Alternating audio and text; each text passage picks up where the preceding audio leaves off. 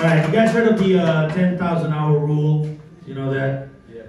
Like if you do something, if you want to be master at something, you do it for over 10,000 hours, which basically means just putting in the work, right? Believing in the process. And I believe in that because I don't know how long I've been married, but by now I'm pretty sure I'm a master at pissing my wife off. My relationship with my wife is that classic sitcom relationship with a husband and wife. Every episode, the wife is upset because every episode the husband does something stupid.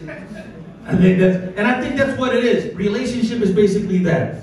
Women are crazy and men are stupid.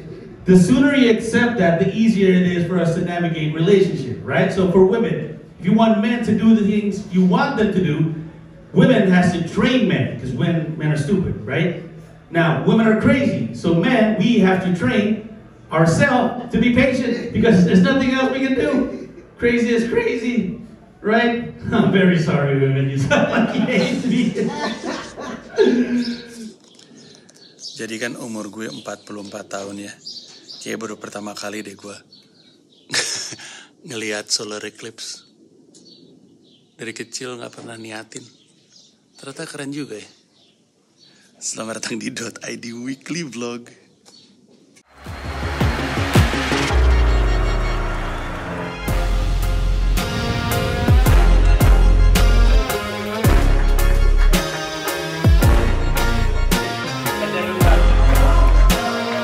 Officially my first ever payment.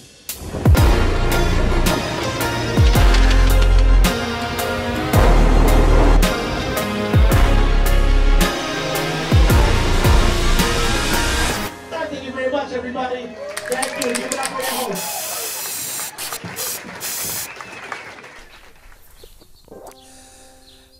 Episode ini tuh ya, minggu yang diceritakan di episode ini sebenarnya minggu yang sangat-sangat menyenangkan, minggu yang seru, minggu yang cerah.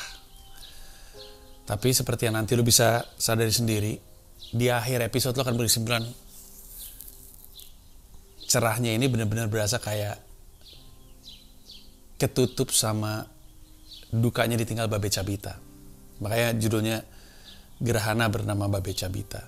Karena semua kebahagiaan, semua kecerahan yang terjadi di minggu ini tuh seakan-akan terhalangi gitu sama kenyataan bahwa Babe Cabita juara 1 Suci 2, salah satu pelawak paling lucu, paling effortless, paling gak punya musuh, sudah meninggal dunia muda banget, meninggalkan istri dan 2 anak yang masih kecil-kecil banget. Hari Senin ada gerhana matahari. Dari sekitar 2 minggu lalu tuh Mila udah nandain tanggal sekian bakal ada gerhana matahari dan wilayah kita tuh bisa ngeliat. Walaupun memang nggak full.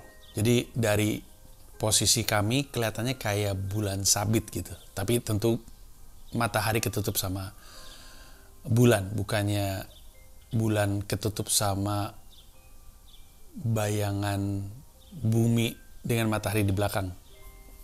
Itu mah gerhana bulan ya. Ya. Pokoknya dari kami kayak bintang, kayak bulan sabit lah. Nah, gue tuh nggak pernah ngelihat gerhana. Sampai situ aja dulu. Nggak pernah ngelihat karena nggak pernah niat gitu, nggak pernah ngerti.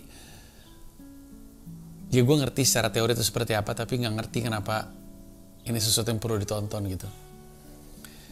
Tapi pas hari Senin, gue mau meniatkan untuk anak-anak. Gue memastikan anak-anak bisa ngeliat karena juga udah diwanti-wanti sama Mila dari lama. Tapi sampai dengan hari H tuh nggak kunjung dapet kacamatanya. Sebenarnya gue juga udah dapet info dari minggu sebelumnya dari followers gue juga bahwa kacamata untuk ngelihat gerhana itu dibagi-bagiin gratis di perpustakaan Santero, New York. Perpustakaan Queens, Brooklyn, Manhattan, semuanya lah. Bronx, Staten Island tuh dibagi-bagiin. Tapi nggak gue niatin aja. Karena emang nggak ada keharusan ke daerah situ juga. Makin deket ke jamnya, makin mikir, di mana ya? Gimana ya? Aduh. Mulai ngecek gimana cara ngeliat dari handphone, gimana cara ngeliat tanpa kacamata. Mila ngasih lihat ada kayak artikel di mana lu bisa pakai box sereal, terus lu akalin biar kemudian bisa dipakai untuk ngintip gitu. Sampai akhirnya, tiba-tiba universe berbisik kepada saya dan berkata, terus gue pikir-pikir, saya lupa ya, ini kan Amerika, yang dimana gratis juga di situ pasti dijual, di Amerika pasti dijual. Akhirnya gue mampir aja ke 99 Cent Store, toko barang-barang murah gitu. Pas gue masuk, gue ngeliat ada orang lagi beli kacamata. Langsung tanya berapa itu harganya $2 lagi bangsat. Beli 4 gue. Mahal loh $2 itu fee gue stand up. Beli, bawa sampai rumah, bagi-bagi, dan kami sempat ngeliat di depan, dan itu baru kali pertama tuh gue pakai kacamata. Terus pas gue ngeliat, gue bahkan nggak tahu kacamata gerhana tuh kayak apa. Pas gue tutup lah, maksudnya pas gue pakai, kok ketutup semuanya gitu. Baru pas gue gini, oh gini tuh cara bekerjanya. Terus gue ngeliat, wow keren juga ngeliat, yang maksud gue cukup pemandangan yang unik, harus gue akuin gitu. Terus dari tadinya kami di depan, akhirnya kami pindah ke belakang, maksudnya ke pekarangan rumah kami sendiri, karena ternyata masih kelihatan dari pekarangan rumah. Karena kan jam 2 kejadiannya, jam 2 sampai jam 4, pusatnya jam 4, tapi masih kelihatan tuh dari rumah kami. Akhirnya taruh kursi, terus ngeliatin, jadi kayak mini piknik gitu ngeliatin. Nah, hari itu adalah juga hari peringatan 4 tahun meninggalnya Glenn Fredly. Jadi hari itu tuh gue tuh pakai kaos Glenn, karena gue memperingati 4 tahun yang lalu gue kehilangan seorang teman, seorang abang, seorang seniman, seorang budayawan yang sangat-sangat gue kagumi, dan meninggalnya tuh membuat gue dan gue rasa satu Indonesia terkejut. Gue sampai dengan detik ini masih suka berpikir dan ngebayangin gitu bahwa gue tuh akan ngeliat Glenn udah opa-opa nyanyi di acara tembang kenangan gitu untuk orang-orang yang udah pada tua juga. Jadi kayak Om Bob Tutupoli aja sampai tua. Gue pikir nggak nyangka kalau akan meninggal. Nah kan gue bikin episode Siniar Nostalgianya, ada di Spotify, lo bisa dengerin. Terus gue pakai kaosnya. Berangkatlah gue open mic. Gue mau open mic sekali karena itu kan masih bulan Ramadan. Ada open mic jam 9.45. Pas dong, habis buka puasa bisa berangkat. Gue berangkat di luarnya si kaos Glenn Fredly itu gue pakai hoodie. Tulisannya "Ever since Kobe died, shit's been weird." Jadi hoodie tentang meninggalnya Kobe Bryant, yang juga terkesan mendadak ya. Kalau Kobe Bryant kan kecelakaan helikopter gitu. Jadi gue pakai kaos Glenn Fredly yang udah meninggal, gue pakai hoodie Kobe Bryant yang udah meninggal. Pesan hoodie-nya aja tentang dia meninggal. Ever since Kobe died, shit's been weird. Berangkatlah gue naik bis Q27, nyambung kereta 7, nyambung kereta G. Di atas kereta G menuju ke stasiun Hoyt-Schermerhorn di Brooklyn. Ada yang DM gue, "Bang, Babe meninggal." Gue langsung khawatir tuh. Karena semenjak pandemi, gini deh, sebelum pandemi setiap kali ada kabar kayak gitu kan kita kan, alah, paling bercanda gitu kan. Sering soalnya yang kayak gitu, sini meninggal, ternyata enggak gitu. Tapi sejak pandemi, ada banyak orang yang meninggal kan. Berdekatan gitu, 2020, 2021, orang pada meninggal. Dan enggak selamanya karena COVID. Gue jadi was-was gitu tiap ada kabar kayak gitu. Gue cek di Instagram, gue ngeliat ada satu anak representatif manajemennya Comika, si Seni, ngepost pesan dari Oki Rengga bahwa Babe meninggal. masih nggak percaya, gue gali-gali tuh, gue cek Instagram, gue cek X. Semakin banyak gue cek, semakin terkonfirmasi bahwa Babe meninggal. Di kereta gue berusaha keras untuk nggak menangis, karena aneh aja nangis gitu sendirian, malas ditanyain atau apa. Mata gue panas banget, berusaha untuk nahan, tapi berkaca-kaca. Napas gue menderu-deru, ingus mulai meler, nyedot-nyedot mulu, nunduk, tutup mata gue, kacamata mulai berembun. Awalnya nggak ada yang sadar, lama-lama gue angkat kepala, ada orang ngeliatin gue, kenapa nih nangis gitu, terus gue nunduk lagi aja.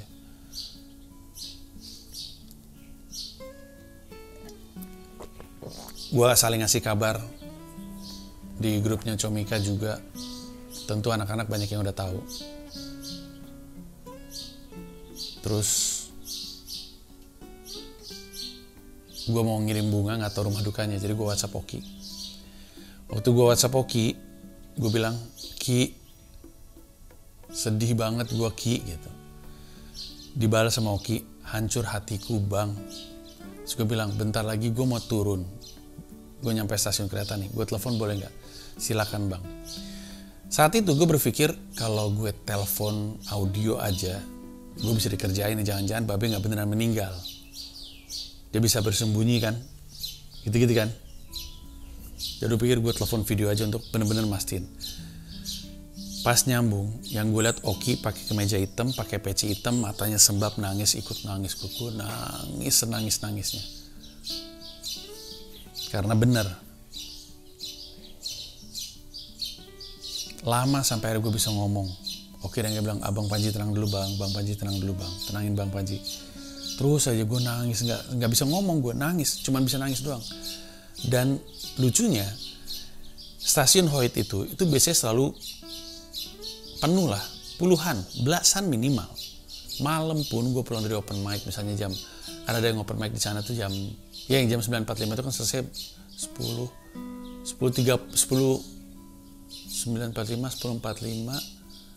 10.15, selesai 10.15 kan. Itu gue pulang dari open mic itu juga masih suka rame. Bahkan waktu gue balik habis dari open mic malam itu, emang puluhan orang di situ. Tapi pas detik itu, pas gue telepon sama Oki Rengga, sepi dua arah. Arah yang nyampe dan arah yang cabut, sepi, kosong, gak ada manusia satupun.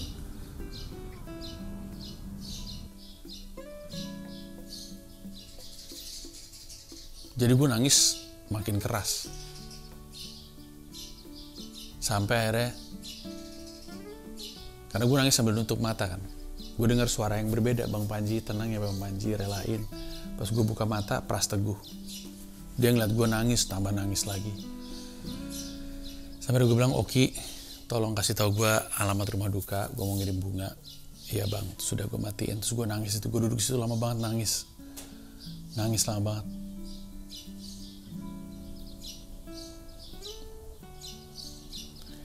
Gue pengen pulang tadinya.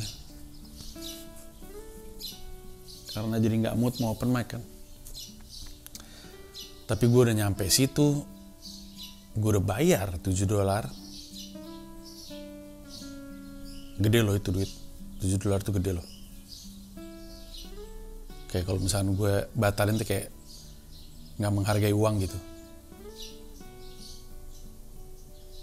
Terus gue pikir udahlah gue paksain aja sekalian melatih untuk jadi profesional gitu.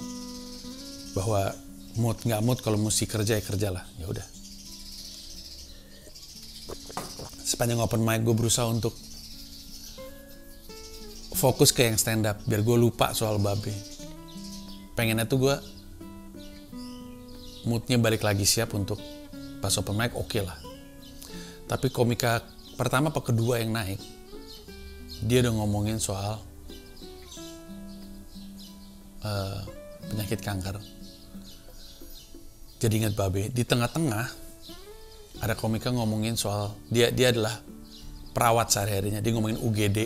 Jadi ingat Babe lagi. Sampai komika terakhir ngomongin temennya yang kanker. Jadi ingat Babe lagi. Dihantui gue. sama duka ini yang gak selesai-selesai. Gue sih berusaha untuk open mic semaksimal gue, tapi gue gak bisa lupa soal Babe.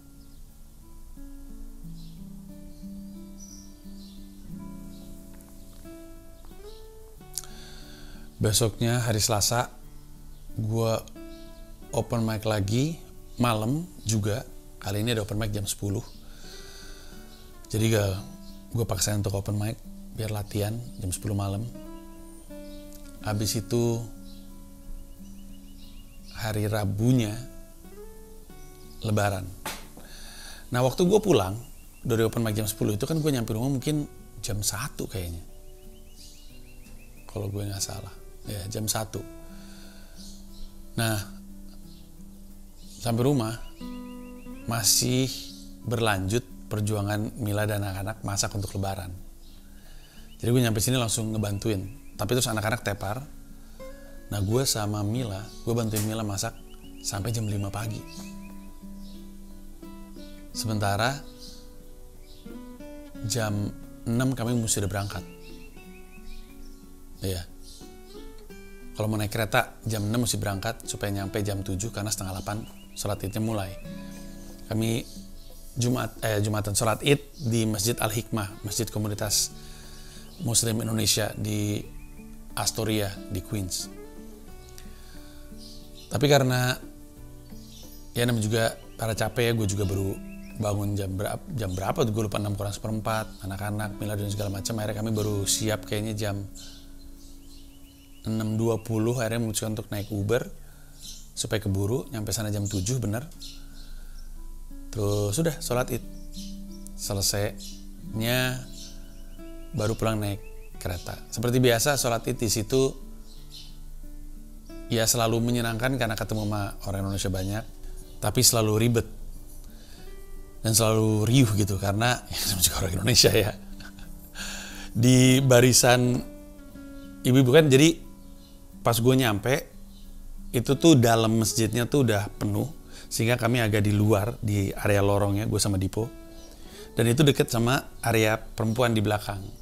Dari tempat gue sama Dipo duduk, kedengeran banget area perempuan tuh berisik banget, berisik, ngoceh terus. Mila cerita sama gue ada ibu-ibu bukan orang Indonesia, orang apa nggak tahu, itu sempat marahin ibu-ibu Indonesianya. Jangan berisik, hormatin yang lagi khotbah. Tapi ibu-ibu itu berisik aja terus. Tahun lalu juga kayak gitu, berisik juga rame. Setelah itu kami pulang naik kereta, sampai rumah, sungkeman, dan makan masakan Lebaran yang dibikin sama Mila, dibantu sama gue sama anak-anak. Nikmat sekali. Makanan Lebaran, bener-bener makanan Lebaran seperti kalau lagi di Indonesia aja. Abis itu sempat istirahat, lalu untuk merayakan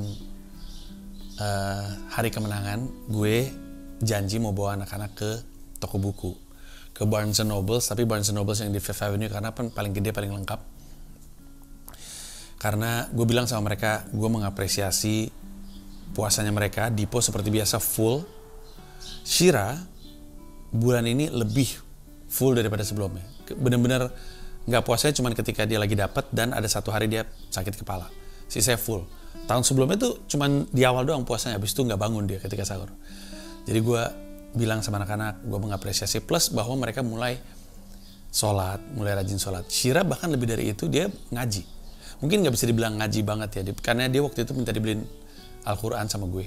Udah mungkin awal tahun ini minta dibeliin Al-Quran, terus gue beliin Al-Quran yang ada artinya dalam bahasa Inggris. Terus dia bilang, aku mulai baca Al-Quran. Nah, terus gue bilang, alhamdulillah bagus Shira, baca terus aja. Gak perlu terlalu dipaksain, baca aja. Karena gue bilang sama Shira bahwa di bulan suci Ramadan itu, apapun yang kita lakukan itu nilainya jadi lebih, apresiasinya itu jadi lebih untuk kita. Tapi gue ingetin, tentu kita ngelakuin itu bukan karena pengen dapat apresiasi, kita ngelakuin itu karena kita diminta sama Allah. Kalau kita sayang sama Allah, ya kan kita akan lakukan apapun untuk yang kita sayangi gitu. Nah, jadi gue apresiasi itu juga. Akhirnya berangkat deh ke toko buku, cuman Gamila gak ikut tentunya karena ada teler kan, dia bener-bener full aja, dia gak tidur, gue enak, masih ada tidur sejam. Dia tidur, terus berangkat, anak-anak, gue sedeng sih, mereka tuh jarang sekali, gimana cara, mereka gak pernah minta kan, bener-bener gak pernah minta apa-apa gitu. Kalau ke toko mainan dulu, ke toko buku itu juga cuman lihat-lihat, paling beli cuman satu gitu. Kalau kemarin tuh mereka di Po beli board game 2, beli sketchbook 1, beli buku 1. Shira beli sketchbook 1, beli buku 1, satu lagi apa ya dia? Beli plush toys 2. Jadi ya senang mengakomodir. Gue malah nggak dapat apa-apa. Mau beli vinyl tapi males. Mau beli buku yang gue cari nggak ada. Malah buku-buku yang gue cari lebih ada di Amazon sih. Tapi gue menyelesaikan buku yang lagi gue baca dulu aja, baru ntar beli buku baru di Amazon. Habis itu pulang. Menyenangkan sekali. Hari Kemisnya gue ada show. Ini menarik nih. Gue punya temen namanya Dr. Ruben Raja. Dia adalah radiologist. Dokter juga tapi radiologist. Tapi dia juga stand up comedian. Nah, hari Kamis itu ulang tahunnya Ruben. Istrinya menghadiahi suaminya, istrinya Melissa Kotari. Istrinya menghadiahi suaminya show, diproduserin show stand up. Yang paling menarik adalah di mana show tersebut dilaksanakan. Di sebuah, mungkin bisa disebut social club ya, bernama The Players NYC. Sebuah organisasi atau social club yang sudah berdiri sejak abad ke-19, 18 sekian udah berdiri. Isinya adalah komunitas pelaku dan pecinta seni. Cuma lu bayangin ini pelaku dan pecinta seni dari zaman dulu. Dari zaman dulu. Dari 18 sekian sampai sekarang. Jadi gedungnya tuh klasik, tua, dan ada dress code-nya. Disuruh pakai kemeja, kalau nggak pakai kemeja ditutup pakai sweater.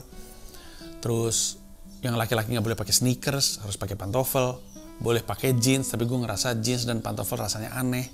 Akhirnya udah gue pakai setelan jas atas bawah, pakai kemeja, nggak pakai dasi, gue tutup pakai, untung gue masih punya overcoat gue tutup pakai overcoat gue, terus udah berangkat ke sana. Itu adalah kali pertama gue ada show stand up di New York dengan jas. Untung saya punya jas, nggak semuanya saya hibahkan. Memang kebanyakan jas gue itu udah gue punya dari tahun 2013 kayaknya, zaman badan gue gede.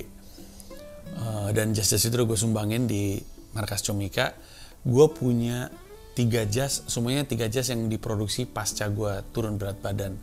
Satu yang krem, kalau lu lihat di ternyata ini sebabnya, itu gue bawa, itu kan setelah gue turun berat badan. Satu yang jas hitam, waktu itu ada kerja sama Wong Hang, gue bawa. Sama satu jas biru juga, waktu itu gue pernah beli di Zara untuk sebuah job di Jakarta, terus gue bawa. Udah deh, berangkat. Nah, pas masuk, itu bentuknya tuh klasik banget, ada foto atau lukisan orang-orang zaman dulu yang gue nggak tahu mereka siapa. Masuk ke gedung pertunjukannya, itu juga klasik banget. Belakangnya, backdrop panggungnya tuh, hordeng merah, bludru gitu. Terus kanan kirinya lagi-lagi ada foto-foto orang yang gue nggak kenal siapa, tapi pasti mungkin anggota The Players dari zaman dulu kali, 18 sekian, 1907 gitu-gitu. Terus acara dimulai, yang buka Ruben, dia stand up, habis itu ada satu cewek dari Houston kalau gue nggak salah, ini orang pecah. Gue naik, menurut gue kena, tapi nggak sepecah dia. Orang kedua, menurut gue juga pecah, tapi nggak yang pertama. Ruben, cewek, gue, cowok. Nah ini cewek lagi, ini pecah banget ini. Dan yang terakhir, ada namanya John Fish, ini juga pecah banget. Jadi kalau diurutin mungkin gue 1, 2, 3, mungkin gue urutan keempat atau urutan kelima lah. Karena agak tricky memang, harus gue akuin. Gue naik kedua, gue tuh nggak tahu ini penonton kenanya apa ya. Akhirnya gue coba aja, gue beraniin diri aja. Gue tahu ini joke bagus. Kalau nggak kena di sini berarti emang salah naruh joke gitu. Sudah gue coba lempar. Sebenarnya ada 2 bagian besar set gue. Bagian pertama tuh gue ngomongin soal pernikahan. Gue pikir kena karena isinya banyak yang tua-tua. Banyak yang gue ada foto, ada video dari depan kelihatan tuh pas gue panning banyak yang tua-tua. Tapi juga ada yang muda-muda. Jadi nyampur gitu. Ada yang mungkin 50, 60 tahun, tapi juga gue lihat-lihat ada yang 20-an something gitu. Nah terus paruh keduanya baru agak nyeleneh tuh. Ada yang ngomongin soal BDE, DTF, ngomongin soal bokep dan segala macamnya. Itu gue taruh di paruh kedua. Nah rasanya dari panggung sih kenanya tuh nggak meledak banget sih. Nggak semeledak komika pertama si cewek dan komika ke-5 dan ke-6. Jadi kesimpulannya gue harus lebih banyak joke solid aja sih. Nah hari itu gue nggak rekam set gue karena gue itu live di YouTube. Gue pengen ngetes. Sayangnya ternyata sinyalnya kurang oke, jadi putus-putus. Dan gue dibantuin sama ada satu orang datang untuk nonton gue. Dia memang tinggal di New York tapi New York State, dia kerja di Hibachi gitu. Dan dia pulangnya nganterin gue, ngobrol kami di jalan. Gue diantar sampai Main Street, dari situ gue naik Main Street Flushing. Dari situ gue naik bis pulang. Hari Jumat gue open mic di QED. Tapi highlightnya adalah pertemuan gue dengan seorang komika setelahnya. Jadi gue pergi ke QED karena dia adalah satu-satunya sejauh ini tempat open mic yang gue tahu di daerah Queens. Jadi karena dekat, walaupun sejam, dekat-dekat juga tetap sejam tuh. Ya gue open mic di sana. Dan gue suka QED karena tempatnya itu emang selalu suportif sih selama stand up. Itu kalau lu masuk ke dalam toilet cowoknya, gue rasa di toilet cewek juga sama. Di tembok itu semua ada promo acara stand up gitu. Promo acara stand up, gue rekam tuh. Dari tembok sini, semua acara stand up dipromo, mereka print, bahkan di meja-mejanya itu ada printan acara stand up di minggu itu ditaruh. Jadi suportif banget. Walaupun kapasitasnya paling cuma 50 ya. Nah tapi setelahnya gue ketemu sama seorang komika perempuan namanya Esther Chan. Esther ini waktu itu DM gue, dia memperkenalkan diri sebagai, hey gue juga komika Asia, gue orang Taiwan, tapi gue juga berbasis di New York. Pengen dong kapan-kapan ketemuan, gue pengen tahu lu tuh gimana sih cara ngembangin karir di 2 negara gitu. Di Indonesia juga, di sini juga. Karena gue juga pengen ngembangin di Taiwan, pengen ngembangin di New York. Ketemuanlah kami, dan ceritanya menarik sekali. Kapan-kapan gue mau ngundang dia untuk nongkrong, maksudnya jadi bintang tamu di The Tempe Mentality Podcast. Karena ceritanya itu menarik banget. Dia pindah ke New York dari SMA. Jadi dia ninggalin keluarganya. Jadi dia udah lama di sini. Terus dia cerita soal skena stand up di Taiwan yang relatif baru dibanding sama Indonesia. Di Taiwan baru 2019. Dia cerita siapa aja founder-foundernya di situ, seperti apa perjuangannya. Tapi yang paling menarik adalah dia cerita soal masyarakat Indonesia di Taiwan. Jadi dia cerita gini, di Taiwan itu kan sebenarnya tidak diketahui sama banyak orang. Taiwan tuh relatif maju, mungkin karena ukurannya nggak terlalu gede ya. Pemerintahnya oke, mereka nggak ada kasus COVID. Selama COVID kemarin nggak ada, karena dari awal mereka udah tutup, blok. Mereka bilang pokoknya jangan percaya China. Mereka hubungannya sama China kan agak-agak ya. Jangan percaya China. China ngomong apa jangan percaya. Jadi dari awal mereka udah nutup border, dan dari tahun pertama mereka udah memberlakukan yang kayak scanning, kayak kita Peduli Lindungi itu kan baru tahun keberapa ya? Tahun 2021 mungkin, atau mungkin telat-telat. Mereka udah kayak gitu dari Maret kalau gue nggak salah. Masuk harus nge-scan dan segala macam itu mereka udah duluan. Dan mereka ngelewatin pandemi 0 kasus. Penanganan mereka terhadap COVID itu bagus banget karena wakil presiden mereka kebetulan adalah seorang virologis. Jadi penanganannya oke banget. Mereka tuh jumlahnya ada 19 juta, apa kalau nggak salah 18 juta se-negara Taiwan. Nah terus dia cerita, dulu nggak ada insiden rasisme di Taiwan. Nggak ada isu buruh migran di Taiwan. Sampai akhirnya orang Indonesia pada bermasukan. Dia cerita. Dan dia cerita tidak dalam konteks menjelekkan. Dia cerita apa adanya. Dia bilang dulu, kan gue nanya sama dia, di Taiwan banyak orang Indonesia nggak sih? Dia bilang banyak banget. Oh ya? Kalau tahu? Ya tau lah. Semua pembantu rumah tangga di Taiwan orang Indonesia. Oh gitu, gue pikir cuma di Malaysia, di Filipina, gue bilang kayak gitu. Enggak. Tadinya pembantu rumah tangga Taiwan tuh orang Filipina.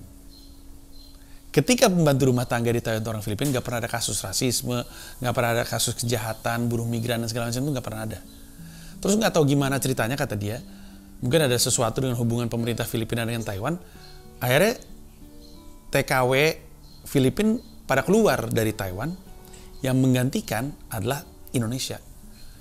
Sejak TKW Indonesia pada masuk, disitulah mulai muncul kasus rasisme, kasus buruh migran dan segala macamnya, karena orang Indonesia yang datang banyak dan bawa kultur yang sangat unik lah bisa dikatakan. Dia bilang gini, kalau gue Google, di kayak Google-nya Taiwan gitu, gue ketik Indonesia, yang akan muncul adalah foto-foto orang Indonesia di mana-mana piknik di tempat yang tidak semestinya. Saya ngeliat, dia ngasih lihat di Taiwan tuh ada kayak stasiun ya. Kalau di sini tuh kayak Penn Station lah, sebuah stasiun di mana bis ke situ, bis antar kota ke situ, subway ke situ, kereta antar kota di situ, pokoknya semuanya hubnya di situ lah. Nah di Taiwan tuh ada kayak gitu juga. Kalau di Jerman Hauptbahnhof, pusatnya gitu. Di Taiwan ada juga, terus dia ngasih lihat deh nih, terus dia ngasih lihat ya, kayak lobbynya, kayak kalau Grand Central New York kan juga ada tuh yang lobbynya yang gede banget itu. Isinya dipenuhin sama orang Indonesia, TKW lagi pada piknik. So, Oh my god. she is Esther, a comedian. I have a little bit of makeup on. Jeez. No, come on. It's just 1 million subscribers. Oh my god. But Oh my god. this is my new friend. I'm sweating. We talked a lot about being from Asian, doing stand up here in New York. But I heard a lot of very interesting stories about Indonesian and Taiwan. Yes. Right? Yes. And I'm going to speak in Indonesia. Please do. Jadi, Indonesia. Probably saying I'm really ugly. No. And fat. So here's the thing. She showed me a photo.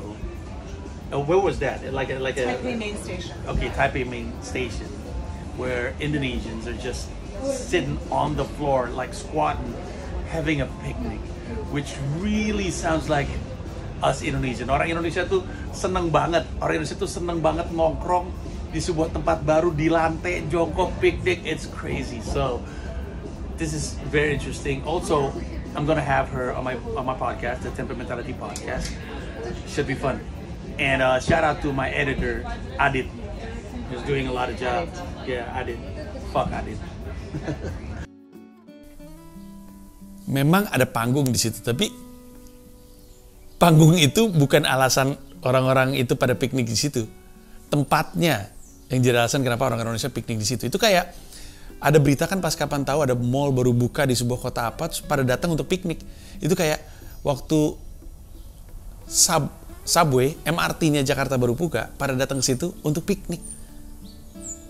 Datang aja, piknik aja. Terus gue bilang sama Esther, gue harus ke sana sih. Gue harus stand up. I have to do it. I have to go there. I have to perform for my people. Dan gue bilang sama dia, nanti ketika gue kesana, mungkin gue akan stand up dalam bahasa Inggris juga. Jadi nanti bantuin gue. Saya bilang, deal. Tapi sebenarnya masih banyak obrolan dengan Esther yang seru-seru. Nanti kita coba undang dia di Temperamentality Podcast. Beberapa obrolan akan diulang. Itu hari Jumat, hari Sabtu di rumah aja karena anginnya kenceng banget. Saking kencengnya tuh kayak rumah gue tuh di pinggir pantai gitu. Bunyinya tuh kayak bunyi ombak. Gitu-gitu. Kebayang gak sih? Kebayang gak kalau misalnya rumah gue tuh beneran pinggir pantai terus ada wurr gitu, ada tiba-tiba coba deh tiba-tiba ada tsunami. Anjing, gak kebayang sih. hari Minggunya gue sama anak-anak keluar karena spring ya. Gue tuh pengen ngajak anak-anak, udah dari kapan tahu tuh pengen ngajak anak-anak, udah dari bulan lalu pengen ngajak ke taman gitu untuk ngelihat bunga-bunga yang bermekaran. Karena Shira lagi senang fotografi, minggu lalu dikasih lihat kan foto-fotonya. Dia senang foto alam gitu ya, bunga dan segala macamnya. Dipo emang selalu suka tanaman, serangga dan gitu-gitu. Jadi gue bilang, kita kalau naik bis sekali, naik Q27 sekali, cuma 20 menit itu kita ketemu Queens Botanical Garden. Ayah pernah ke sana dulu sendirian.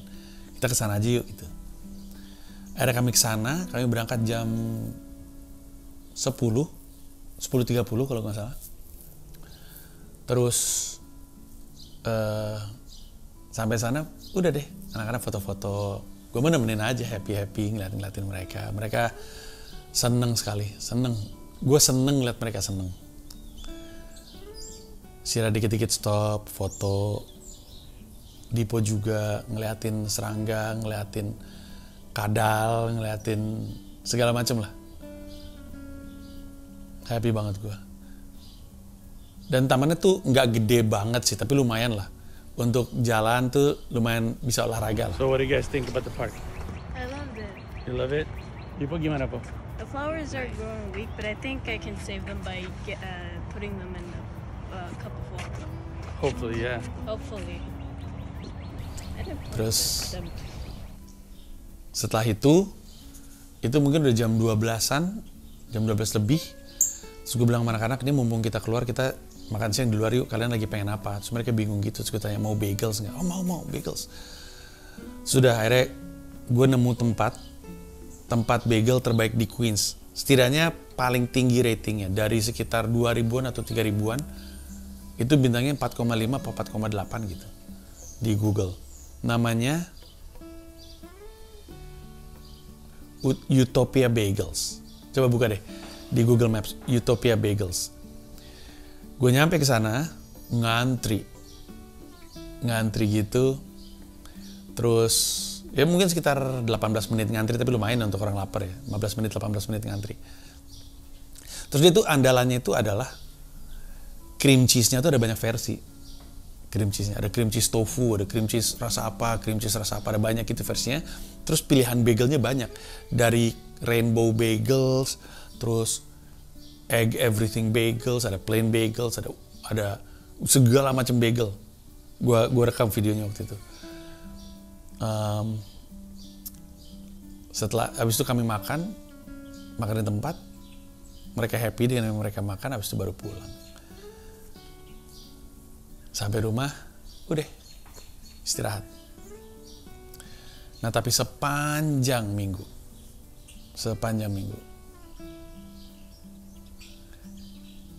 perginya Babe tidak bisa hilang dari pikiran. Bukan cuma gua, pasti lu juga. Setiap hari yang gue buka tuh testimoni dari orang-orang tentang Babe. Orang posting foto dengan Babe, mereka cerita waktu mereka kerja sama Babe, kesan mereka terhadap Babe. Ada video, konten Babe dan segala macamnya. Semuanya pada naruh kesan-kesan mereka ke Babe. Nah gue sebagai orang yang nggak bisa datang ke Jakarta dan datang ke rumah duka atau ziarah gitu, gue tuh nggak punya orang untuk diajak, gila ya Babe tuh gini loh dulu tuh, nggak ada. Anak-anak kan, yang lain kan ketika mereka di Jakarta kan mereka kan saling cerita kan, kayak misalkan waktu datang ke rumah duka kan mereka cerita, gila ya Babe dulu gini. Nah gue tuh nggak ada kayak gitu, akhirnya gue bikin dalam bentuk podcast aja. Siniar Nostalgia hari Minggu, kan hari Senin ya kalau gue nggak salah. Yang edisi Glenn, hari Selasanya rilis. Hari apa ya? Hari Senin. Edisi Glenn rilis. Nah, hari Minggunya, jadwal Siniar Nostalgia kan tiap hari Minggu. Hari Minggunya tuh edisi yang Babe Cabita. Dan peminat episode tersebut banyak sekali. Itu adalah episode nostalgia paling tinggi. Memang masih baru sih. Kepikiran Babe terus. Padahal kalau dipikir-pikir, selama 1 minggu tuh menyenangkan kan, seru gitu. banyak hal-hal indah gitu, lebaran, ke toko buku, ke taman. Tapi ya gitu, semua kecerahan itu tertutup oleh gerhana bernama Babe Cabita.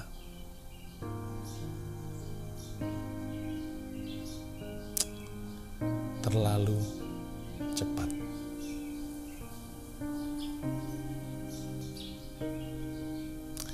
Umur gak ada yang tahu, guys.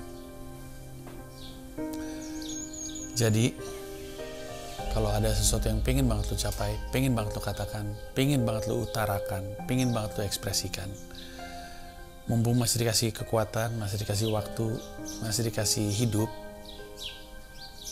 lakuin aja. Ketimbang lo bilang antar aja, habis itu pas udah waktunya nyesel gue nggak dilakuin. Kecuali kalau misalnya lo bilang kayak prinsipnya Soleh, umur nggak ada yang tahu, jadi udah kita hidup nikmat aja. Ya berarti kan, tapi kan lu nggak punya sesuatu di belakang kepala lu, ambisi atau cita-cita pengen lu jalankan. Tapi kalau lu ada, umur nggak ada yang tahu, babe coba, anemia plastik langka, peluangnya gimana coba untuk jatuh di Babe Cabita. Tapi ya kalau emang Allah Subhanahu Wa Taala maunya gitu, kalau udah berkehendak ya.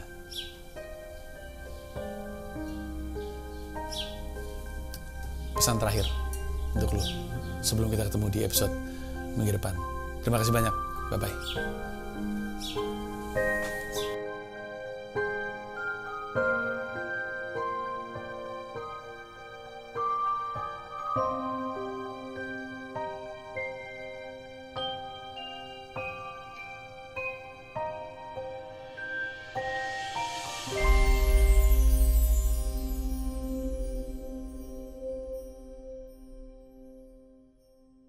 Terima kasih banyak udah nonton video ini sampai akhir. Mau mengingatkan saja bahwa seluruh video gua stand up di New York City bisa lo akses dengan menjadi member YouTube gua. Ada 3 level, ada yang Rp30.000, Rp125.000, ada yang Rp1,5 juta, masing-masing punya manfaat sendiri-sendiri. Tapi yang pasti, dari yang Rp30.000, lu udah bisa akses semua video stand up gua di New York City tanpa disensor, tanpa dipotong, termasuk video-video yang sebelumnya. Terima kasih sekali lagi.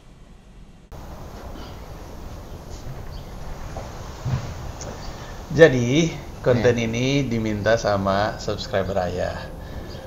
Banyak subscriber, banyak yang minta ngobrol dong sama Dipo, sama Shira soal kehidupan mereka di New York. And hang on.